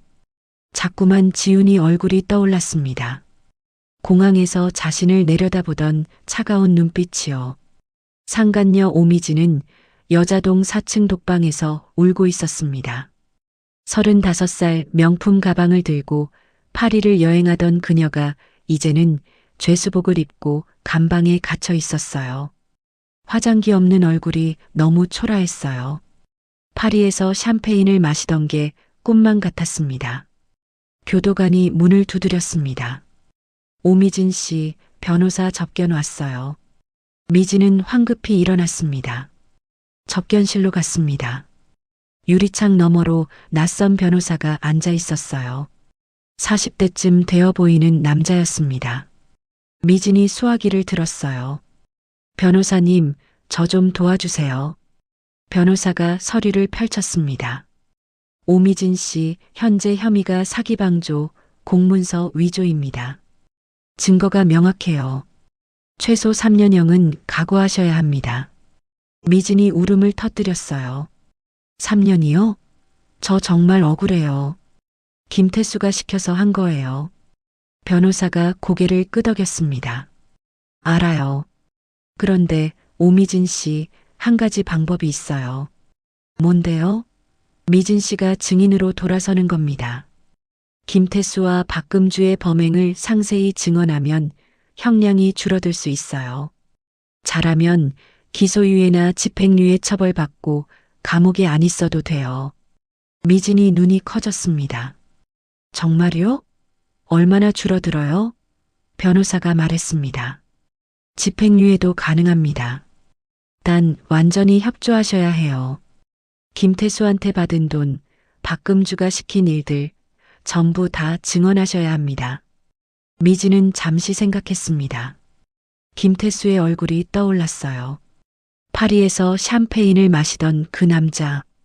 하지만 지금 그 사람은 완전히 무너진 상태라 도움이 하나도 안 되는 사람일 뿐이었어요.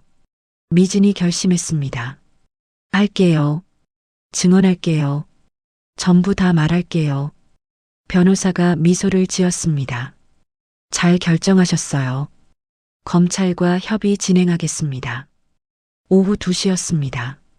저와 지훈이는 민정이와 함께 서울구치소로 향했습니다. 차 안에서 지훈이가 물었습니다. 엄마, 시어머니 만나면 뭐라고 할 거예요? 저는 대답했습니다. 보고만 올 거야. 얼마나 무너졌는지. 민정이가 말했습니다. 어머님, 오늘 박금주 상태가 안 좋대요. 구치소 밥도 못 먹고 많이 야위었대요. 그리고 오미진이 증인으로 돌아서기로 했대요. 김태수랑 박금주 범행 전부 증언하기로 했답니다.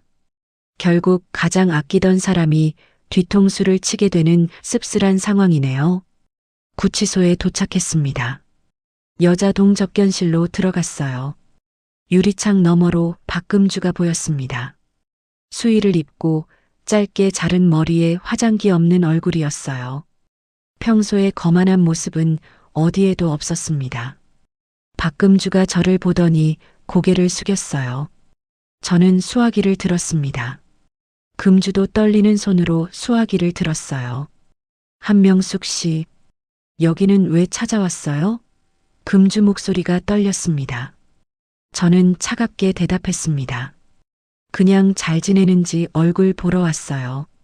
얼마나 무너졌나? 금주가 눈물을 흘렸습니다.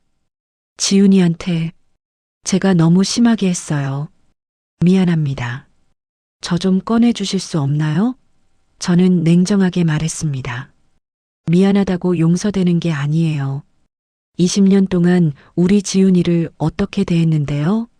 그리고 당신이 지은 죄는 용서받을 수 없을 거예요. 죄값 치러야만 나올 수 있는 중대한 범죄를 저질렀으니까요. 지훈이가 수화기를 받았습니다. 금주를 똑바로 봤어요. 시어머니, 전 20년 동안 새벽같이 일어나 밥 짓고 청소하고 빨래하고 시어머니를 상전으로 모시고 희생했어요. 명절 때마다 혼자서 음식도 다 준비하고요. 근데 시어머니는 저를 단 한 번도 며느리로 대해주지 않았어요. 중졸이라고 생선 냄새 난다고 무시했어요. 금주가 울었습니다. 지훈아, 내가 잘못했어. 미안하다. 여기 와 보니까 알겠어. 내가 너무 무심했다. 지훈이가 계속 말했습니다. 그런 저를 버리고 어머니는 제 뺨을 때렸어요. 이혼 서류까지 던지고요. 시어머니, 그게 사람 할 짓이에요? 금주가 고개를 떨궜습니다. 지훈이가 수화기를 내려놨습니다. 엄마, 이제 가요. 더 이상 볼 것도 없어요. 저는 마지막으로 금주를 봤습니다. 시어머니, 이제 후회하고 있죠? 재판 때 봅시다. 우리는 여자동 접견실을 나왔습니다. 복도를 걸으며 지훈이가 말했어요. 엄마, 저 사람 완전히 무너졌네요. 저는 고개를 끄덕였습니다. 그래, 이제 후회하고 있을 거야. 민정이가 말했습니다. 지훈아, 이제 남자동 가볼래? 김태수도 만나보는 거 어때? 지훈이가 잠시 망설이다 고개를 끄덕였습니다. 네, 가볼게요. 남자동 접견실로 이동했습니다. 저와 민정이는 밖에서 기다렸어요. 지훈이 혼자 들어갔습니다. 유리창 너머로 김태수가 앉아 있었어요. 수의를 입고 머리는 짧게 깎였고 얼굴은 수척했습니다. 은행 차장 시절의 거만한 모습은 어디에도 없었어요. 태수가 지훈이를 보더니 눈이 커졌습니다. 지훈이가 수화기를 들었습니다. 태수도 떨리는 손으로 수화기를 들었어요. 지훈아. 지훈이는 태수를 차갑게 바라봤습니다. 태수가 말했습니다. 미안해. 정말 미안해. 내가 정말 잘못했어. 지훈이는 아무 말 없이 그를 바라만 봤어요. 태수가 계속 말했습니다. 난 너무 후회하고 있어. 20년 동안 너한테 한 짓들 다 내 잘못이었어. 지훈이가 차갑게 말했습니다. 지금 후회해서 뭐해? 이미 늦었어. 돌이킬 수 없어. 지훈아, 제발 우리 다시 시작할 수 없을까? 난 출소하고 나오면. 지훈이가 고개를 저었습니다. 너무 늦었어. 넌 날 중졸이라고 무시했잖아. 친구들 앞에서 창피 주고 생선 냄새 난다고 비웃었어. 그리고 다른 여자랑 여행 떠나면서 나한테 이혼 서류 던졌잖아. 우린 다시 시작할 수 없어. 태수가 유리창에 손을 댔습니다. 지훈아, 제발 용서해줘. 난 정말 후회하고 있어. 지훈이가 일어섰습니다. 용서는 나중에 생각해 볼게. 먼저 거기서 지은 죄 달게 받고 반성 먼저 해. 지훈이가 수화기를 내려놓고 돌아섰습니다. 태수가 유리창을 두드렸어요. 지훈아, 지훈아. 하지만 지훈이는 돌아보지 않았습니다.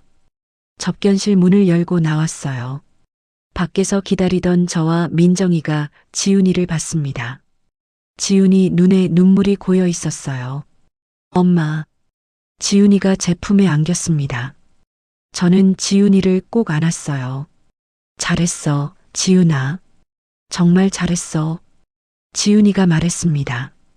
엄마, 저 사람 완전히 무너졌어요. 울면서 용서해달라고 빌었어요. 근데 전 용서할 수 없었어요. 지난 지옥 같은 20년이 떠올라서요. 우리는 구치소를 나왔습니다. 차에 타자 민정이가 말했습니다. 지훈아, 잘했어. 너 정말 대단해. 그리고 오미진이 완전히 배신했어. 검찰 증인으로 돌아섰대. 재판 때 김태수랑 박금주 범행 전부 증언할 거래. 지훈이가 고개를 끄덕였습니다. 재판이 기대되네요. 저는 창밖을 바라봤습니다. 다음 달 3월에 1심 재판이 시작됩니다. 저 사람들이 법정에서 어떻게 무너지는지 이제 똑똑히 볼 차례였습니다. 집으로 돌아오는 길 지훈이가 말했어요. 엄마, 오늘 시어머니랑 남편 보니까 정말 끝났다는 게 실감나요. 저는 지훈이 손을 잡았습니다. 그래, 이제 진짜 끝나가고 있어. 재판만 남았어. 지훈이가 물었어요. 엄마, 재판에서 제가 증언해야 하죠? 저는 고개를 끄덕였어요.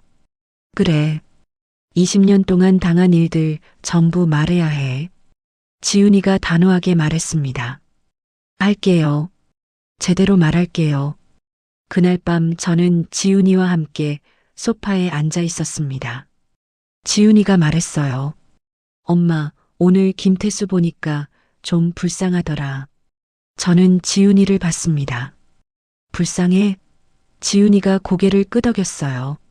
네. 완전히 무너진 모습이었어요. 울면서 빌고.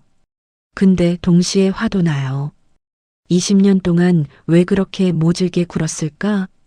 저는 지훈이 손을 잡았습니다. 우리는 한참을 그렇게 앉아 있었습니다. 드디어 재판 날이 왔습니다. 구속된 지 5개월이 지났어요. 저와 지훈이는 아침 일찍 펜트하우스를 나섰습니다. 지훈이는 검은색 정장을 입었어요. 20년 동안 시댁에서 고개 숙이고 살던 모습이 아니었습니다. 당당한 증인의 모습이었죠. 법원에 도착하자 기자들이 카메라를 들고 대기하고 있었어요. 플래시가 터졌습니다. 민정이가 우리를 에워싸며 말했습니다. 죄송합니다. 재판 후에 말씀드리겠습니다. 우리는 법원 안으로 들어갔어요. 복도를 걸어 301호 법정 앞에 도착했습니다. 민정이가 말했습니다. 지훈이는 증인 대기실로 가야 해요. 어머님은 방청석으로 들어가세요. 저는 지훈이를 봤습니다. 지훈아, 긴장하지 마. 엄마가 지켜볼게. 지훈이가 고개를 끄덕였습니다. 오전 10시 법정 문이 열렸습니다. 저는 방청석 맨 앞자리에 앉았어요. 잠시 후 교도관들이 들어오고 수갑을 찬 김태수, 박금주가 들어왔습니다. 두 사람 모두 수의를 입고 있었어요. 5개월 동안 구치소에 있었던 그들은 수척해져 있었습니다. 오미진의 모습은 보이지 않았어요. 검찰과의 협의로 기소유예 처분을 받고 증인으로 채택됐다고 민정이가 말해줬습니다. 재판장님 입장하십니다. 방청객들이 모두 일어섰어요. 50대 판사가 들어와 재판석에 앉았습니다. 착석하십시오. 판사가 서류를 펼쳤습니다. 2025년 형사 제1234호 사기, 횡령, 석유사업법 위반, 뇌물공여 사건 재판을 시작하겠습니다. 검사가 일어났습니다. 재판장님, 피고인 김태수는 대한은행 차장으로 재직하면서 고객 명의를 도용하여 250억 원 상당의 대출을 불법으로 집행했습니다. 피고인 박금주는 주유소 4곳을 운영하면서 5년 동안 유사석유를 제조, 판매했고 공무원들에게 뇌물을 공여했습니다. 검사가 자리에 앉았습니다. 판사가 말했습니다. 피고인들, 기소 내용 인정하십니까? 김태수가 일어났습니다. 예, 인정합니다. 박금주도 일어났습니다. 인정합니다. 두 사람 모두 고개를 들지 못했습니다. 판사가 말했습니다. 피고인들이 혐의를 인정했으므로 신속하게 진행하겠습니다. 증인 강지훈, 입정하십시오. 법정 연문이 열렸습니다. 지훈이가 들어왔어요. 검은색 정장 차림에 당당한 걸음걸이였습니다. 증인석에 앉아 선서를 했습니다. 양심에 따라 숨김과 보탬이 없이 사실 그대로 말하고 만일 거짓말이 있으면 위증의 벌을 받기로 맹세합니다. 검사가 일어났습니다. 증인은 피고인 김태수와 어떤 관계입니까? 지훈이가 대답했습니다. 남편이었습니다. 20년 동안 부부였습니다. 검사가 물었습니다. 결혼 생활은 어땠습니까? 지훈이가 심호흡을 했습니다. 행복하지 않았습니다. 검사가 물었습니다. 구체적으로 말씀해 주시겠습니까? 지훈이가 고개를 들었습니다. 저는 고등학교에서 학폭을 당해 자퇴를 했고 검정고시로 고등학교를 졸업했습니다. 시어머니인 피고인 박금주는 저를 중졸 출신 며느리라고 부르며 무시했습니다. 친척들 앞에서도 검정고시로 겨우 공무원 됐다고 말했습니다. 저는 20년 동안 매일 아침 시부모님 식사를 준비했습니다. 명절 때는 혼자서 음식을 다 준비했습니다. 하지만 시어머니는 저를 며느리가 아니라 식모처럼 대했습니다. 검사가 물었습니다. 남편은 어땠습니까? 지훈이가 김태수를 봤습니다. 남편도 시어머니와 똑같았습니다. 은행 차장으로 승진한 후부터는 친구들 앞에서 우리 마누라는 중졸이야라고 무시했습니다. 김태수가 얼굴을 가렸어요. 검사가 물었습니다. 2025년 1월 15일 설날에 무슨 일이 있었습니까? 지훈이가 눈을 감았습니다. 그날 남편이 다른 여자를 집으로 데려왔습니다. 오미진이었습니다. 이혼 서류를 던지며 도장 찍으라고 했습니다. 저는 20년을 여기서 살았는데 왜 이러느냐고 물었습니다. 그러자 시어머니인 피고인 박금주가 제 뺨을 때렸습니다. 왼쪽 뺨을 세게 때렸습니다. 중졸 주제에 어디서 목소리를 높이냐고 소리치고 이혼 도장 찍고 꺼지라면서 해외여행을 떠났습니다. 방청석에서 작은 비명이 들렸어요. 저 사람들이 인간이야? 라는 소리가 났어요. 검사가 물었습니다. 그 후 어떻게 됐습니까? 지훈이가 눈물을 닦았습니다.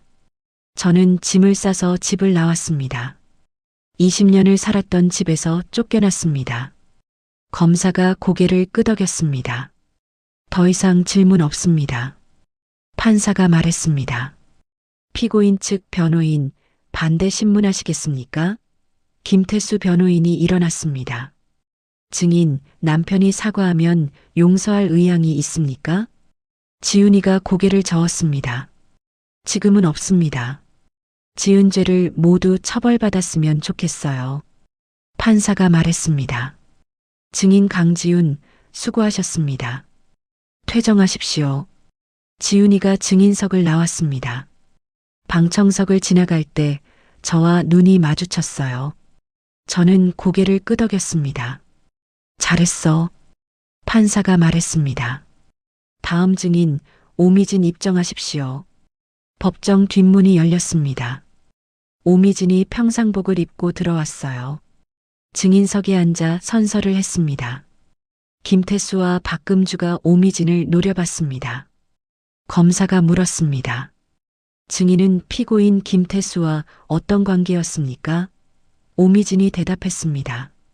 연인 관계였습니다. 검사가 물었습니다. 피고인 김태수가 당신에게 돈을 보냈습니까? 오미진이 고개를 끄덕였습니다. 네. 6개월 동안 총 3,600만 원을 받았습니다. 김태수가 은행 고객 명의로 불법 대출받아서 빼돌린 돈이었어요. 김태수가 벌떡 일어났습니다. 이 배신자, 판사가 소리쳤습니다. 피고인 정숙, 앉으십시오. 검사가 물었습니다. 피고인 박금주에 대해서도 알고 있는 게 있습니까? 오미진이 대답했습니다. 네. 박금주가 주유소에서 가짜 휘발유를 팔고 있다는 걸 알고 있었습니다. 우연히 부정한 방법으로 큰 돈을 벌고 있었다는 것을 알게 되었어요. 판사가 말했습니다. 2025년 형사 제1234호 사건 선고를 시작하겠습니다. 피고인들은 일어서십시오. 두 사람이 일어났습니다. 판사가 선고문을 읽기 시작했어요. 피고인 김태수는 은행원의 지위를 이용하여 250억 원을 횡령했습니다. 피고인 김태수와 박금주는 피해자를 20년 동안 학력을 이유로 차별하고 학대했습니다. 이는 인간의 존엄성을 침해한 행위입니다. 피고인 박금주는 5년 동안 소비자들을 기만하며 유사석유를 판매했고 공무원에게 뇌물을 공여했습니다. 판사가 선고했습니다.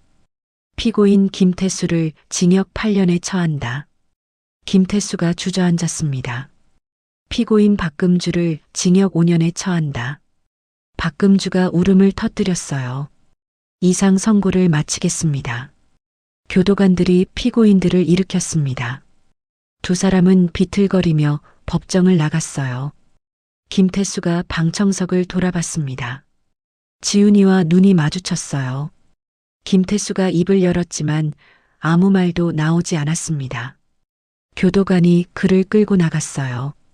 오미진은 집행유예를 받고 풀려났습니다. 법정을 나서자 기자들이 몰려들었습니다. 강지훈 씨, 선고 결과 어떻게 생각하세요? 지훈이가 마이크 앞에 섰습니다. 정의가 실현됐다고 생각합니다. 20년 동안 당한 고통이 인정받았습니다. 한명숙 씨는요? 기자가 저에게 마이크를 내밀었어요. 저는 말했습니다. 제 딸이 이제 당당하게 살 수 있게 됐습니다.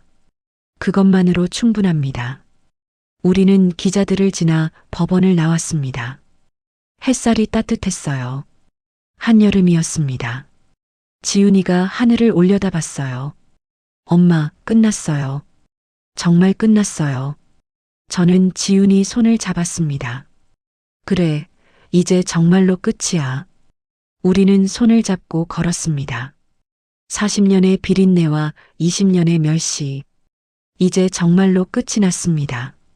선고가 끝나고 3개월이 지났습니다. 10월의 가을바람이 시원했어요.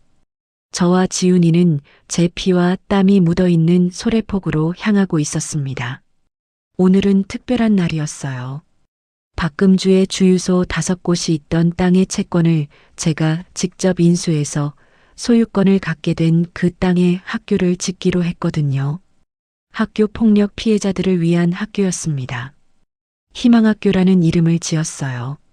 정식으로 용도 변경과 허가를 받기까지 오랜 시간이 걸렸지만 결국 허가를 받고 착공식을 진행했습니다. 현장에는 이미 많은 사람이 모여 있었어요. 지역 주민들, 학교 폭력 피해자, 부모들, 교육 관계자들이 왔습니다. 그리고 40년 전 저와 함께 장사했던 소래포구 상인 언니들도 와 있었어요. 순자 언니가 저를 보고 손을 흔들었습니다. 명수가, 저는 언니에게 달려가 안았어요. 언니 고마워요. 언니 덕분에 여기까지 왔어요. 착공식이 시작됐습니다. 민정이가 사회를 봤어요. 오늘 이 자리는 한 사람의 40년 인생이 결실을 맺는 자리입니다. 소래포구에서 생선을 팔며 악착같이 모은 돈으로 학교 폭력으로 고통받는 아이들을 위한 학교를 짓습니다. 한명숙 이사장님 말씀 부탁드립니다. 저는 단상에 올랐습니다. 마이크를 잡으니 손이 떨렸어요. 저는 40년 전 이곳 소래포구에서 생선 장사를 시작했습니다. 하루하루가 힘들었지만 제 딸 지훈이를 위해 참았어요. 지훈이는 착하고 똑똑한 아이였지만 학교에서 폭력을 당했습니다.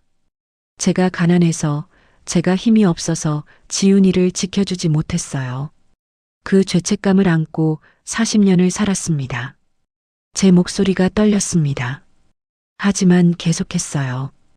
지훈이는 그렇게 자랑스러운 딸로 자랐습니다. 학창시절 고통받고 자퇴를 했지만 검정고시를 보고 공무원 시험까지 합격했고 결혼해서 20년 동안 시댁에서 중졸이라고 무시받고 고통받았지만 끝까지 견뎠어요. 그리고 당당하게 맞서 싸웠습니다. 저는 지훈이한테서 용기를 배웠어요. 이제 저는 이 땅에 학교를 짓습니다. 학교 폭력으로 고통받는 아이들이 안전하게 공부할 수 있는 곳이요. 아이들의 학력이나 집안 배경은 중요하지 않습니다. 오직 아이들이 행복하게 공부할 수 있으면 됩니다. 박수가 터져 나왔습니다. 저는 단상에서 내려와 삽을 들었어요. 땅을 파는 상징적인 의식이었습니다. 지훈이도 옆에서 함께 삽을 들었어요. 우리는 함께 흙을 떴습니다. 40년 전 이 땅에서 시작한 제 인생이 이렇게 새로운 시작으로 이어지는 것 같았어요.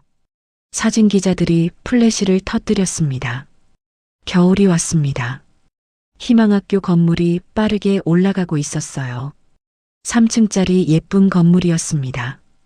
저는 거의 매일 공사 현장에 갔습니다. 시간이 흘러 정식으로 교육청의 인가를 받고 학교가 개교했어요. 입학식 현장에는 많은 학생들이 입학을 했고 학부모님들도 참석했습니다. 이사장님 감사합니다. 우리 아이가 다른 학교에서 왕따 당해서 1년 동안 집에만 있었어요. 이제 다시 걱정하지 않고 아이를 학교에 보낼 수 있어서 정말 다행입니다. 교장 선생님이 인사말을 했어요. 이 학교는 여러분이 안전하게 공부할 수 있는 곳입니다. 여기서는 아무도 여러분을 무시하지 않습니다. 학력도 집안도 중요하지 않습니다. 여러분은 모두 소중한 사람입니다. 아이들이 박수를 쳤습니다. 저는 단상에 올라 마지막 인사를 했어요. 학생 여러분, 저는 여러분 나이 때 학교 폭력을 당한 딸을 지켜주지 못했습니다. 그 속죄의 의미로 이 학교를 지었습니다. 여러분이 이곳에서 행복하게 공부하고 꿈을 키우기를 바랍니다. 저는 여러분을 항상 응원하겠습니다. 학생들이 일어나 박수를 쳤어요. 입학식이 끝나고 저는 학교 옥상으로 올라갔습니다. 지훈이가 옆에 섰어요. 우리는 함께 소래포구 쪽을 바라봤습니다. 저 멀리 바다가 보였어요. 엄마, 저기서 시작했죠? 지훈이가 물었습니다. 저는 고개를 끄덕였어요. 그래. 40년 전 시장 바닥에서 시작해서 어느덧 여기까지 왔구나. 해가 지고 있었습니다. 노을이 하늘을 붉게 물들였어요. 저는 40년 전을 떠올렸습니다. 소래포구 시장에서 생선을 팔던 그 시절을요. 그리고 지금 저는 여기 서 있습니다. 엄마, 이제 행복하죠? 지훈이가 물었습니다. 저는 미소를 지었어요. 응, 이제 행복해. 정말 행복해. 우리는 노을을 바라보며 서 있었습니다. 붉은 노을이 세상을 따뜻하게 감쌌어요. 저는 지훈이 손을 꼭 잡았습니다. 여러분, 오늘 이야기 어떻게 들으셨나요? 40년 동안 소래포구의 매서운 바닷바람과 생선 비린내를 견디며 오직 자식을 위해 자신을 희생한 어머니의 거친 손마디가 떠올라 저도 내내 가슴이 뭉클했습니다. 학력으로 사람을 무시하고 20년 동안 며느리를 학대했던 이들은 결국 법의 심판을 받았습니다. 오늘의 이야기가 여러분의 마음에 작은 위로가 되었다면 구독과 좋아요를 눌러주세요. 그리고 지금 어디에서 듣고 계신지 댓글로 알려주시면 그곳으로 행운의 기운을 가득 담아 보내드리겠습니다. 늘 건강하시기를 기원드리며 오늘도 따뜻하고 행복한 하루 보내시기 바랍니다. 감사합니다.